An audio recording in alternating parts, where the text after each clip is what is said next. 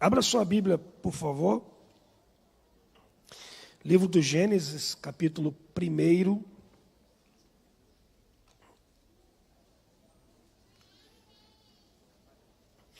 Versículo 26.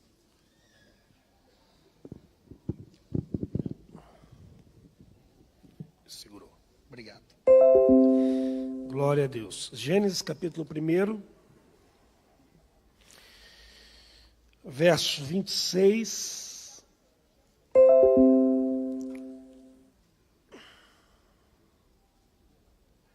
Você já deu uma palavra de Deus aí para esse irmão que está do seu lado?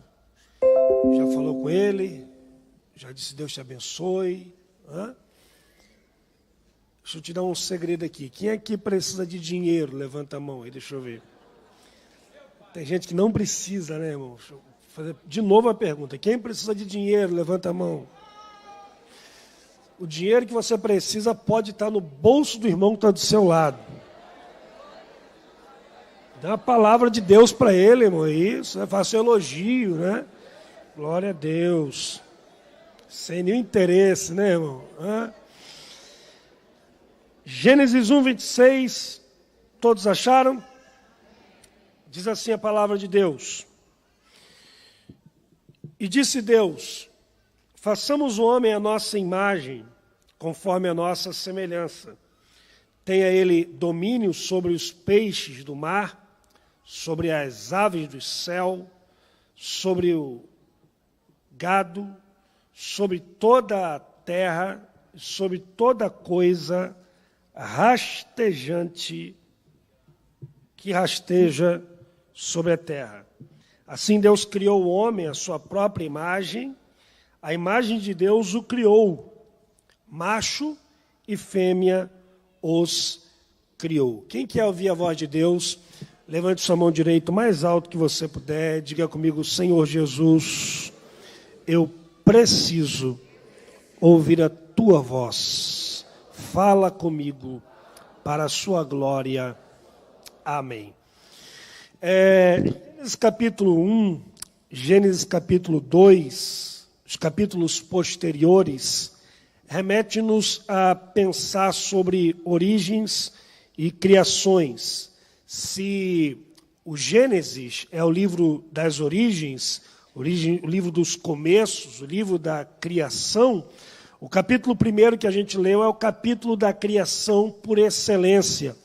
Tudo que se relaciona com origens e criações nos remete a esses textos, correlacionam-se com o Gênesis. Nesses capítulos nós temos aqui a criação do mundo, a criação da terra, a criação da luz, a separação de luz e trevas, nós temos a criação dos animais, a instituição da família, o começo da adoração na terra, está logo nos capítulos posteriores, o início da civilização, o primeiro pecado, enfim, tudo que se relaciona com criação correlaciona-se com o Gênesis. Esse texto, ele é tão velho quanto a Bíblia é velha. No entanto, nunca foi esgotado e jamais será.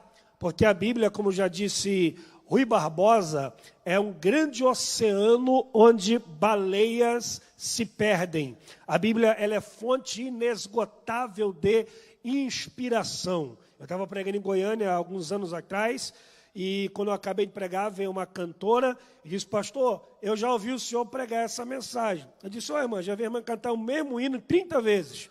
Nunca reclamei, não é verdade? Então quer dizer que se eu pregar a Bíblia uma vez, não posso pregar mais. Aqui está uma das maravilhas da Bíblia. A Bíblia, ela é viva, amém, irmão?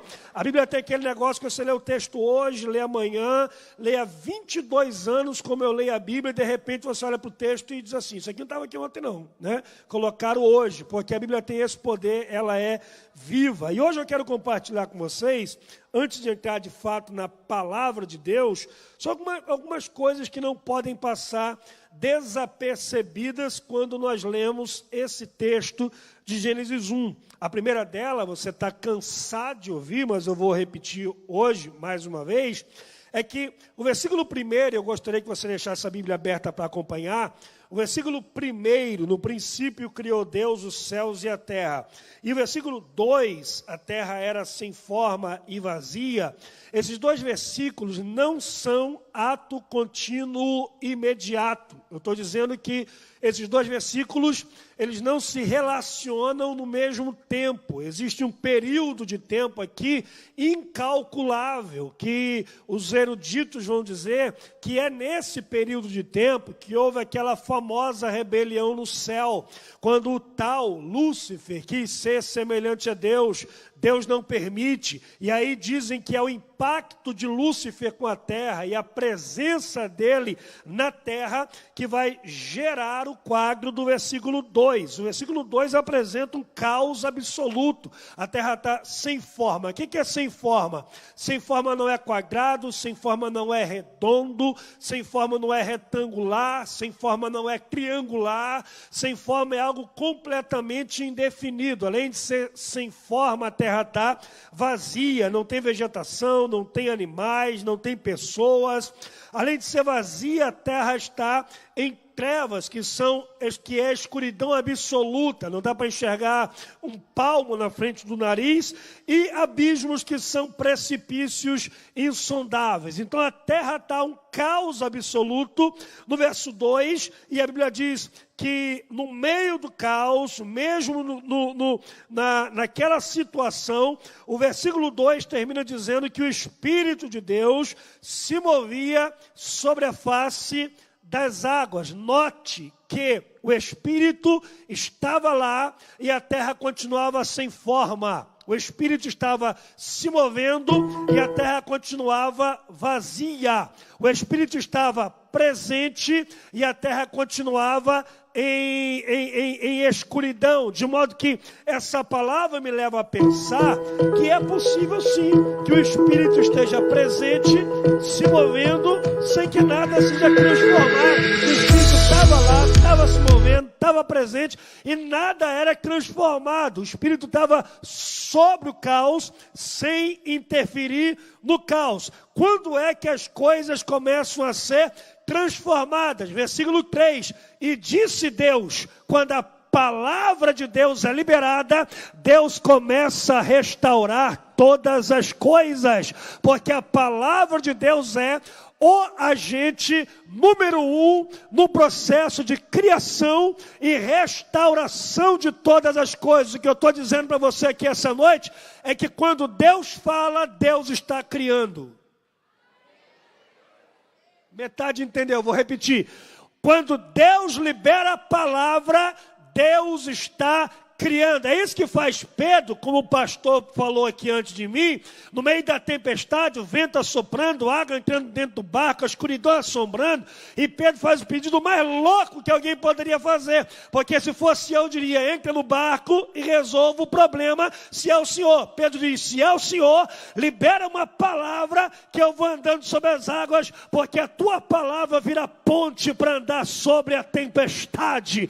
A segurança não está no lugar seguro do barco, a segurança está onde a palavra de Deus for enviada. Se Deus te enviar, pisa que o chão aparece. Quem está aí, levanta a mão e dá glória a Deus, porque a palavra cria. Aleluia. Quando Deus libera a palavra, Deus já está criando. 1 Reis capítulo 17, Deus diz a Elias, Elias, levanta-te, vai para Querite e esconde-te lá. Versículo 4, porque eu ordenei aos corvos que ali te sustentem. Note que Deus não diz, eu ordenei aos corvos que te sustentem. Note que Deus não diz, eu ordenei aos corvos que te alimentem onde você estiver. Deus diz, eu ordenei aos corvos que te alimentem onde eu te enviei. Porque a provisão sempre chegará no endereço que Deus te enviar. Levanta a mão e dá glória a Deus, crente. A palavra cria. De modo que quando Deus diz, vai, o alimento já está te esperando. Tem alguém aí, irmão? E aí Deus começa a criar. Deus cria a luz, Deus separa a luz das trevas, Deus cria o firmamento, Deus vai criando a natureza, Deus pega o caos, vai transformando em jardim. Deus pega a feiura, transforma em beleza. Deus pega o que está sem forma e vai dando forma. Quando todo o caos é resolvido, Deus então cria a família. Diga, primeiro, Deus resolve o caos. Diga bem alto, depois, cria a família. Por que Deus resolve o caos para depois criar a família? Porque Deus não criou a família para o caos, mas para o jardim. Glória a Deus, irmão. Ajude o pregador, diga para dois, como diz o pastor Alessandro, diga para 2 ou 3, a sua família foi criada para viver no jardim. Aleluia. Oh, glória. E aí, quando Deus vai criar o homem, versículo 26, há uma expressão aqui que ela é mais complexa do que a gente pode imaginar.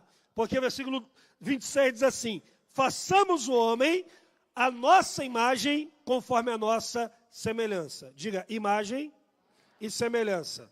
Imagem e semelhança é um conceito mais carregado de complexidades que você pode imaginar. Primeiro, porque se trata da imagem e semelhança de um Deus que não tem imagem.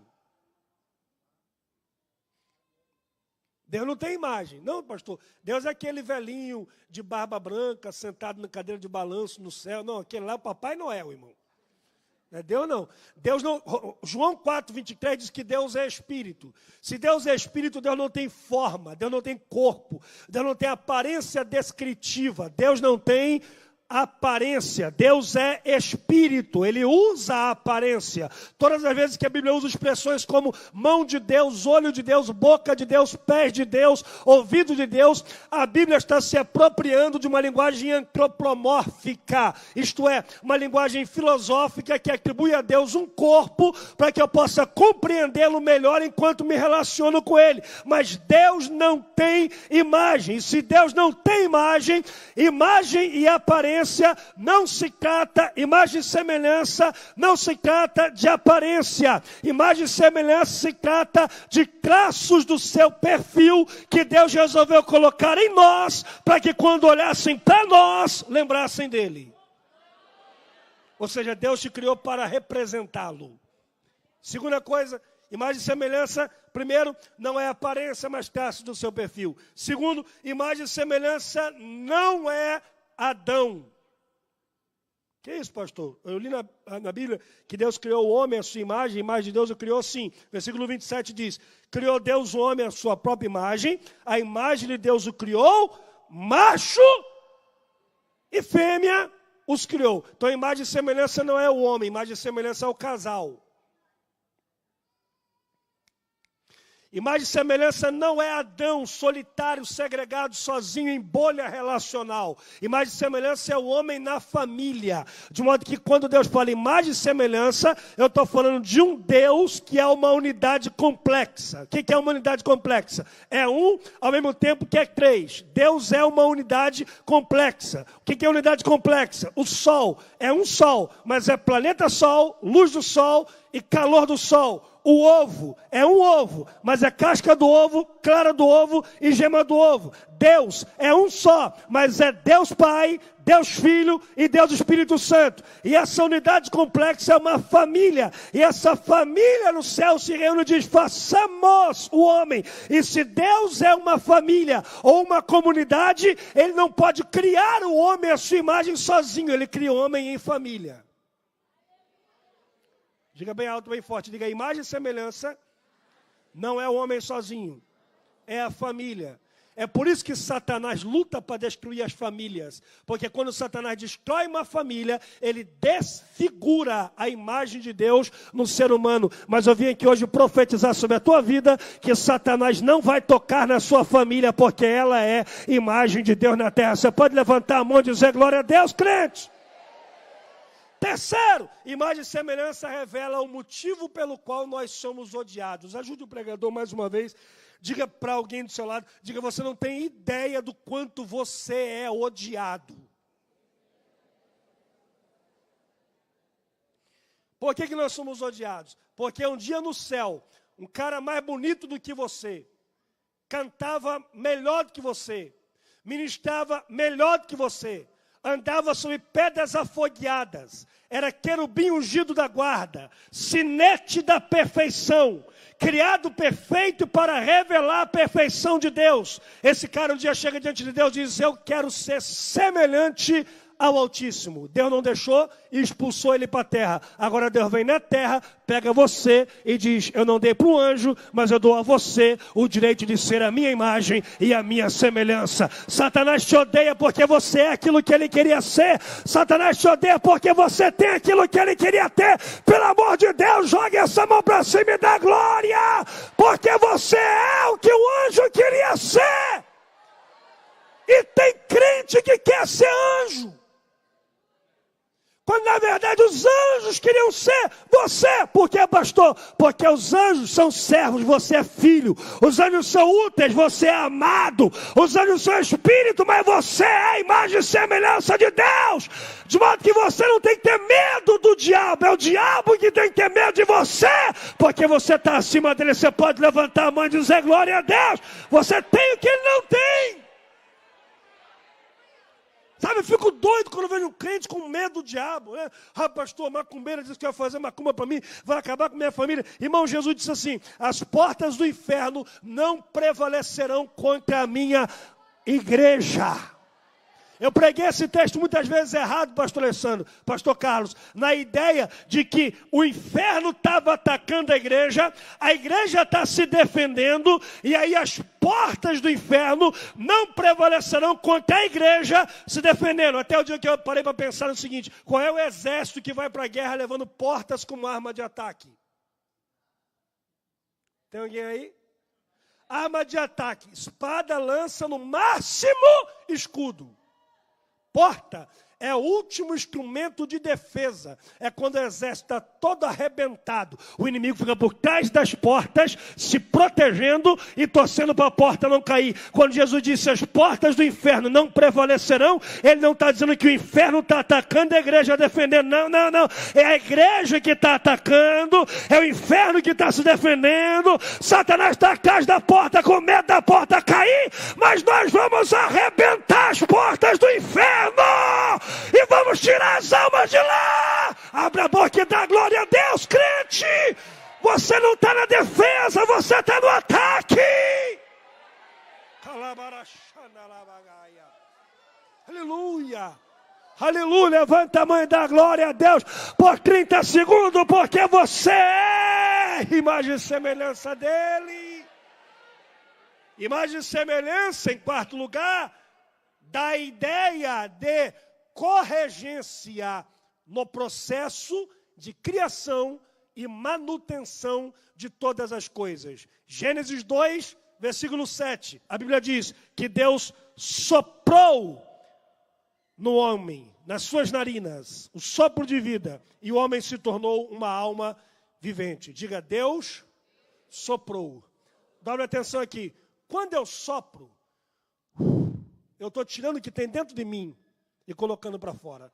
Quando eu sopro em alguém, eu estou tirando o que tem em mim e colocando dentro desse alguém. Quando Deus sopra em Adão, Deus está pegando o que tem dentro dele e colocando dentro de Adão, dentro de você. Quando Deus, dá atenção aqui, já vou começar a pregar.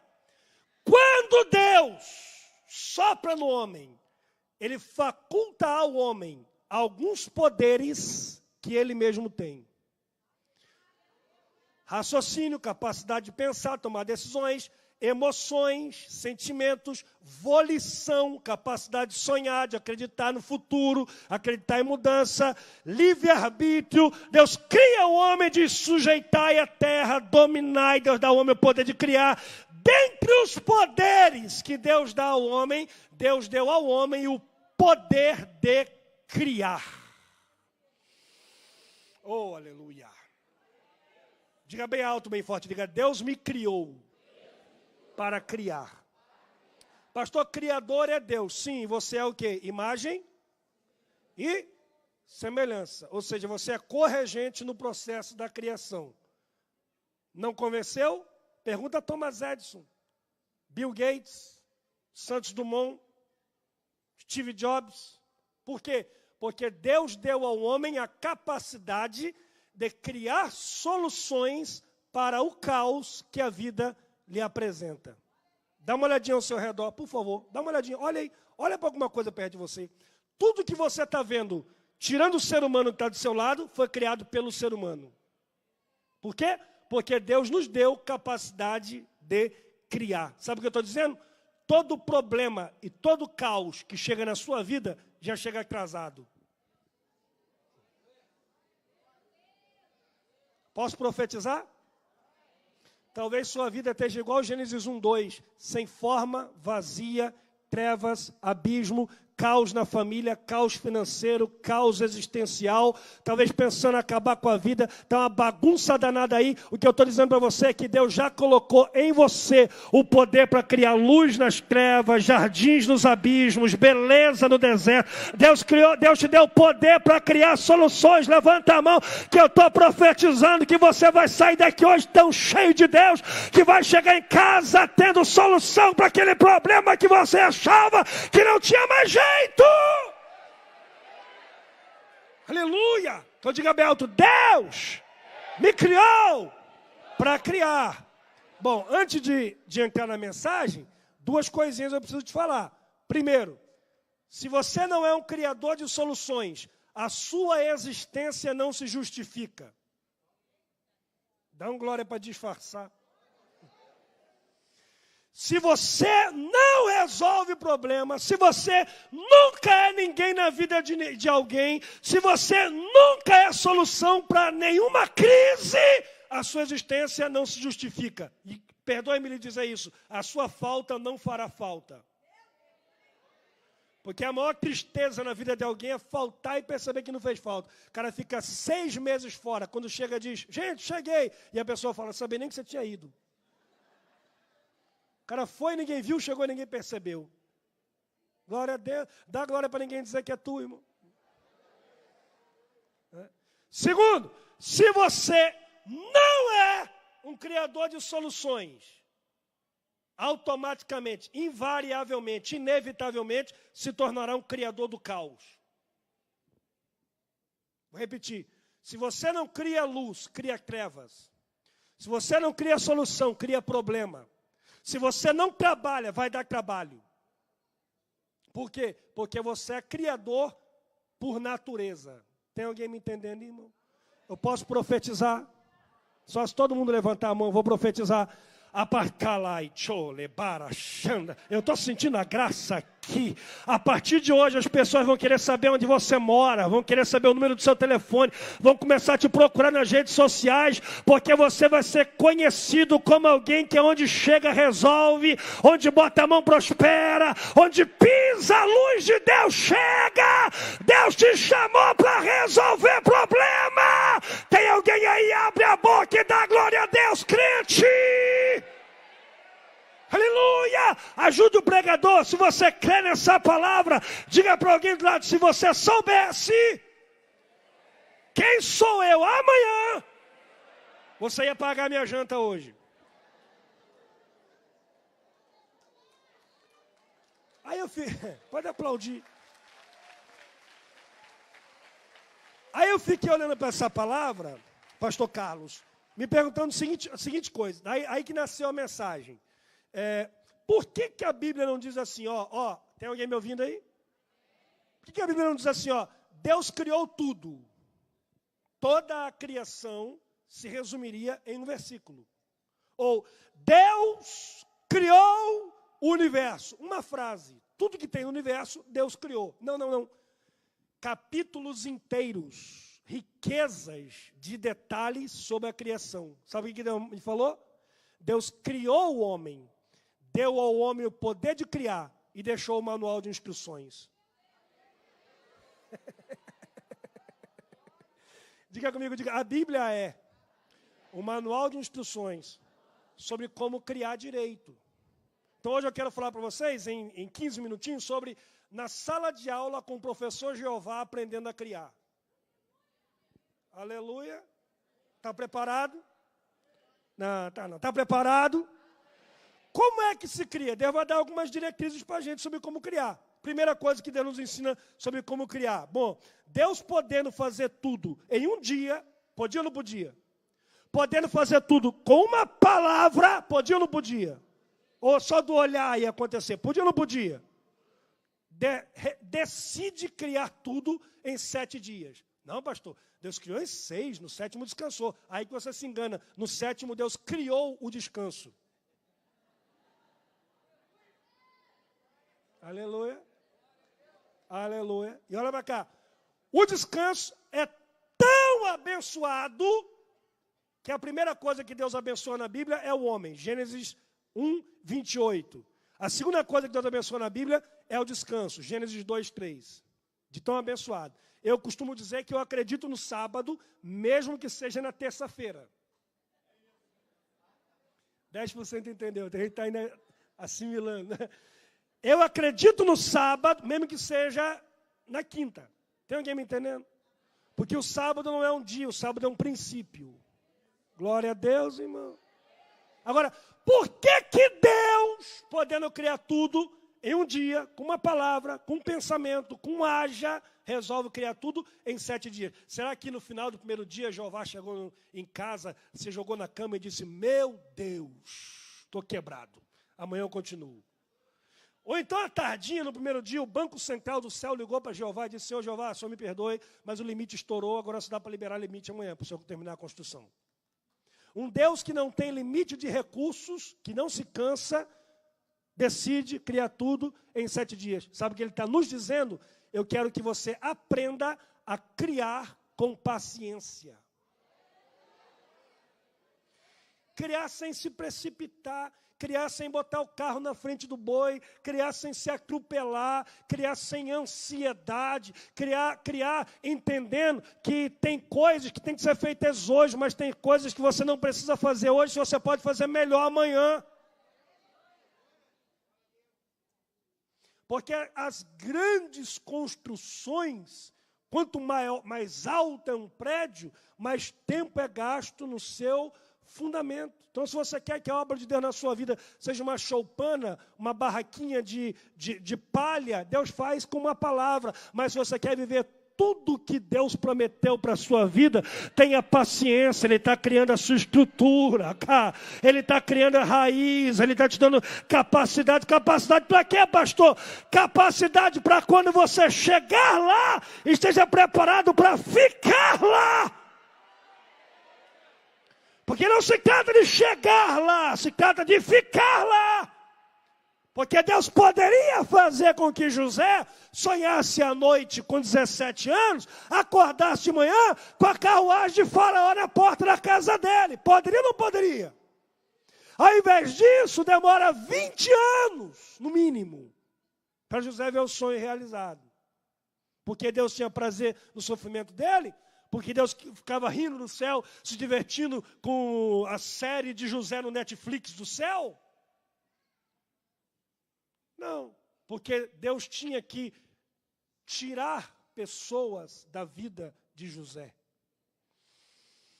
Já imaginou José no governo do Egito com aqueles irmãos tralha do lado dele? Em 2 dias iam matar José e tomar o governo. Então antes Deus tem que tirar pessoas da vida de José.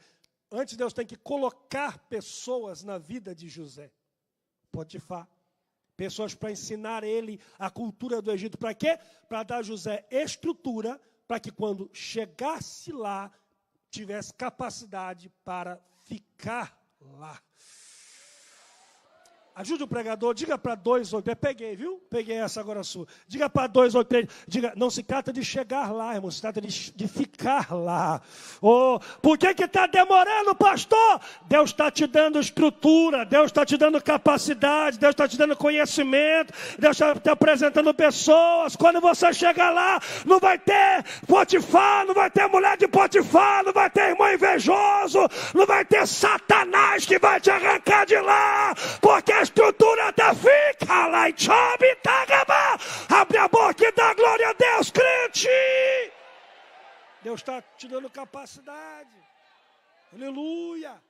Aleluia. Segunda coisa que a criação me ensina. Na sala de aula com o professor Jeová, aprendendo a criar. Como é que se cria, pastor? Verso 26. Tem alguém de Bíblia aberta aí? Diz assim: façamos o homem a nossa imagem e a nossa semelhança. Dobre atenção aqui. Por que façamos? Plural. Porque Deus é uma unidade complexa. Ok? Agora imagina se Deus diz assim, ó, o pai diz assim, vou fazer o homem a nossa imagem. Aí o filho dissesse assim, não, vamos fazer um anjão maior agora para iluminar o céu. Aí o espírito disse assim, não, vou fazer o carro primeiro, depois a gente faz o homem. Por que a criação de Deus é um sucesso? Porque Deus nos ensinou a criar com unidade de propósito.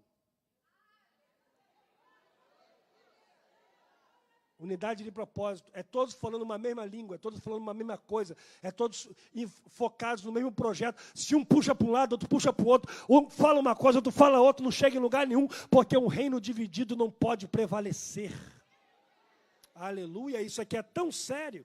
Abre a sua Bíblia aí, Gênesis 11, versículo 6, quando os homens estão construindo a Torre de Babel, versículo 6 de Gênesis 11, diz assim, o Senhor disse, eis que o povo é um, todos eles têm uma língua, e isto eles começam a fazer, e agora nada lhes será restrito do que eles imaginam fazer. Deus disse, eles falam uma língua só, eles estão com um propósito só, e ninguém pode parar um povo que fala só uma língua, ninguém pode parar uma família que está seguindo na mesma direção, ninguém pode parar um projeto que todos estão dizendo a mesma coisa. Aí Deus desce e confunde as línguas, para que se dissipe o projeto que não era de Deus. No Pentecoste, dá atenção, no Pentecoste, Deus inverte o processo, porque se em Babel eles falavam uma mesma língua e Deus separou a linguagem, no Pentecoste cada um falava a sua própria língua. Quando o Espírito desce, todos entendem o que os outros estão falando, mesmo que fossem de outros países. Deus estava dizendo, eu vou mostrar para vocês como é que a igreja vai vencer. Quando falar a mesma língua, nem tem ninguém que vai resistir vocês. Quando vocês estiverem no mesmo propósito, não vai ter ninguém que vai parar vocês. Amém, irmão? Deus criou, terceiro lugar, valorizando a diferença. Diga, Deus criou valorizando a diferença. Deus cria a natureza, tudo verdinho, né? Não. Tem verde, tem branco, tem vermelho. Nem a rosa é só rosa. Tem rosa vermelha, rosa azul, rosa preta, rosa branca. Diversidade. Deus vai criar os animais. Todos peludinhos, de quatro patas, todos latem. É isso? Não. Tem peludinho, tem pelado, tem com escama, tem com pena, couro. Uns de quatro pés, outros voam, outros nadam, outros se arrastam. Diversidade. Deus vai criar o ser humano, tudo igual. Tudo igualzinho, todo mundo pensa a mesma coisa, todo mundo concorda com tudo, não é verdade? Todo mundo concorda? Não. Cada um de um jeito, cada um fala uma coisa. Tem gente que não fala nada, tem gente que parece que engoliu uma vitrola. Fala igual um papagaio. Tem gente que não come nada, tem outro que come por todo mundo. Devorador. Alguns você diz assim, irmão, vamos lá. Quando ele já foi, você ficou. Agitado, rápido, acelerado. Quando você fala assim, oi, irmão, vou evangelizar. Quê? Onde? Onde eu estou? Lerdo que só. Diferença. Vai para o campo do homem e da mulher. Né? Pensa um negócio diferente ao tal do homem e da mulher. Um detalhe simples. Se o homem pergunta assim, como é que está essa roupa, amor? Está legal. Ou não está legal, não. Aí você vai e troca de roupa. Quando a mulher pergunta como é que está a roupa, ela não quer sua opinião, ela quer elogio. Pega aí, varão. Experimenta dizer, pô, mas essa saia aí vai arrumar problema, irmão. Diferença. No céu, Deus cria 4 seres viventes. Os 4 estão diante dele 24 horas por dia, adorando. Tudo diferente. Um semelhante ao boi, um semelhante ao homem, um semelhante à águia e um semelhante ao leão. Os 4 adoram a Deus do jeito deles e agradam a Deus do jeito dele. Por que é que você acha que para agradar a Deus tem que ser igual a você?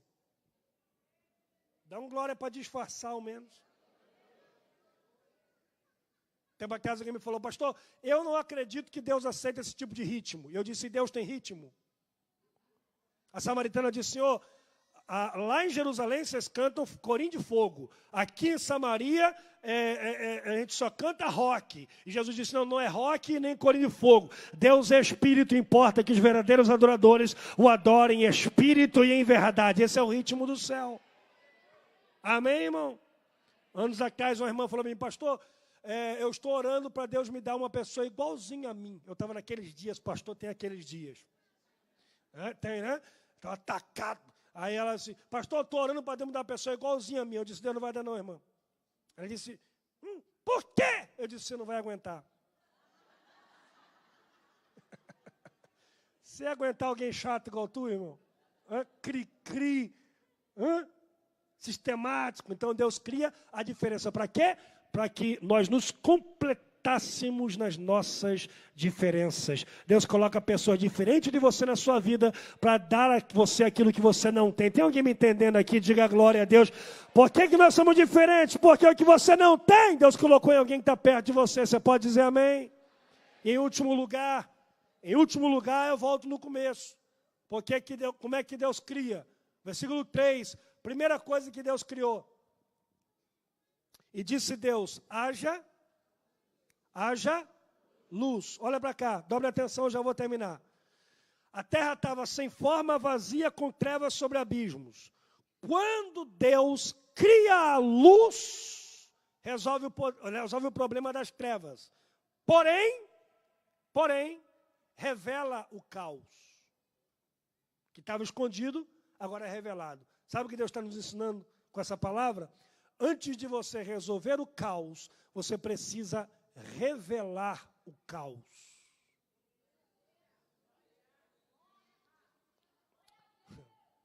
Sabe qual é o problema de algumas pessoas? Graças a Deus aqui não tem. Gente que quer resolver o caos debaixo do tapete.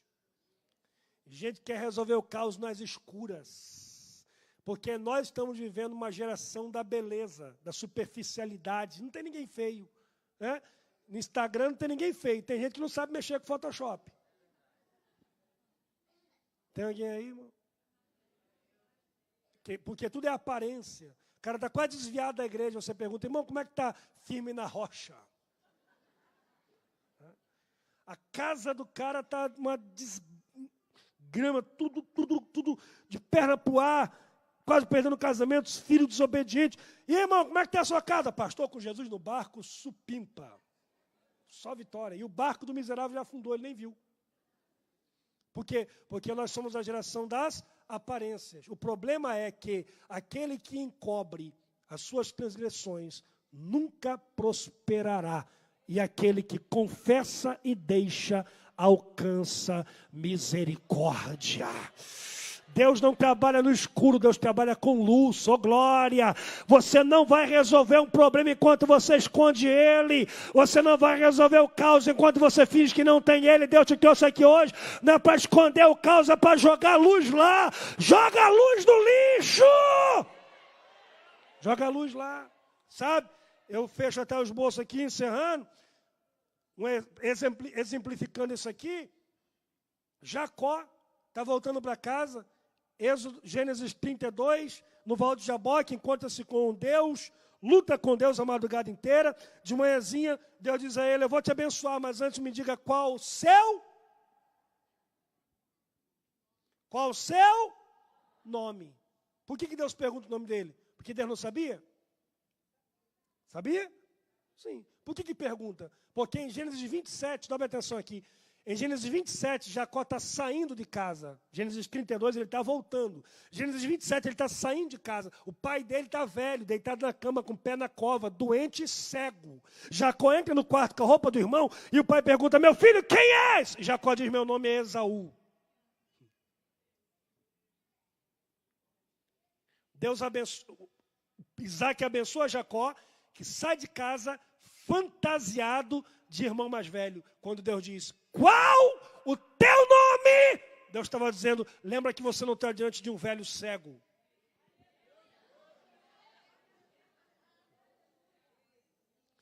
Lembra que você não está diante de um pai doente.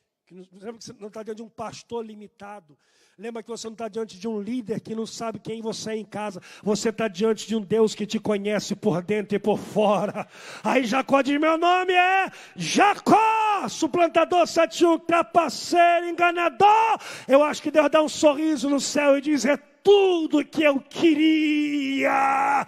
E a partir de agora não é mais Jacó, mas Israel. Porque quem tem coragem de mostrar o seu lixo para Deus, vira príncipe na terra. O que Deus está dizendo é, eu prefiro um Jacó autêntico do que um Esaú genérico. Eu prefiro um pecador de verdade do que um santo fantasiado. Eu prefiro que você reconheça a sua fraqueza, seu medo, sua crise. Reconheça a sua dúvida. Porque para Deus, mais vale uma dúvida autêntica do que uma fé duvidosa. Tem muita gente cheia de fé duvidosa na igreja. Exemplo de fé duvidosa, Pedro. Jesus disse, vou morrer. Pedro disse, não vai não. Eu morro no seu lugar. O galo cantou, Pedro já tinha negado 3 vezes. Exemplo de dúvida autêntica, Tomé. Chega em casa, Jesus tinha ido lá, visto os outros discípulos, os apóstolos. Quando Tomé chega, Jesus tinha ido embora. Aí disseram, Jesus esteve aqui. Tomé disse, não acredito. Não, mas nós vimos, problema de vocês. Eu não vou viver de experiência alheia. Eu não acredito. Detalhe importante, Eusébio de Cesaré, salvo engano, diz que quando Tomé sai de casa, sai para comprar comida para os irmãos que estão em casa, no meio de uma perseguição feroz contra a igreja. Quem tem mais fé? Quem fica escondido em casa ou quem sabe comprar comida? Aí Tomé diz, eu não acredito. Tomé é homem sem fé, é homem bullying, de pouca fé. Tomé não tem fé. Não, Jesus depois volta só por causa de Tomé. Sabe o que Jesus está dizendo? Eu prefiro uma dúvida autêntica que uma fé duvidosa. Tenha coragem de dizer, irmão, sobre esse livro aqui eu tenho mais dúvida do que convicção. E são as dúvidas que me fazem pesquisar. Então, pastor, não posso ter medo, porque se eu tiver medo não tenho coragem. Não, quem diz que coragem e medo não coabitam? Coragem não é ausência de medo, coragem é capacidade de agir a despeito do medo, porque o próprio Deus, enquanto gente, teve medo no Getsêmani. Tem alguém aí, irmão? O que é coragem? Estou com medo, mas não vou largar minha cruz. Estou com medo, mas eu vou até o final. Isso é coragem. Tem alguém me entendendo, querido? Então, forte não é quem nunca tem fraqueza. Forte é quem reconhece a fraqueza que tem e recorre ao poder de Deus que se aperfeiçoa na nossa fraqueza. Sábio não é quem sabe tudo. Sábio é quem reconhece o que não sabe. Porque no mundo tem 4 tipos de pessoas. Tem gente que sabe e sabe que sabe. Gente que sabe e não sabe que sabe. Gente que não sabe e não sabe que não sabe. Mas tem gente que não sabe e sabe que não sabe. Entendeu?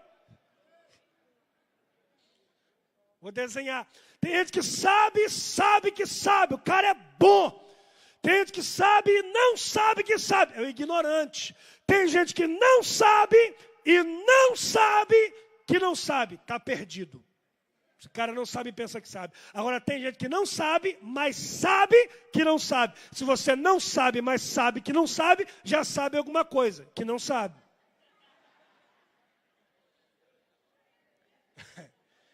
E aí, Spurgeon foi quem disse, a convicção da ignorância é a porta de entrada para o templo da sabedoria. Oh, glória! Quando você diz, eu não sei, Deus vem e diz, agora eu te ensino. Amém, irmão? Então Deus está falando com alguém aqui hoje. Você só precisa jogar luz nessa ignorância. Só precisa reconhecer a sua fraqueza. Só precisa reconhecer que você tem medo. Você não é super-homem. Você não é Mulher Maravilha. Você tem fraqueza, tem limite. Quando tiver com limite, corre diante de Deus. Porque Deus quer mudar a sua história, mas tem que gritar teu nome. Você pode aplaudir a Jesus por essa palavra, irmão? Fique de pé comigo em nome de Jesus.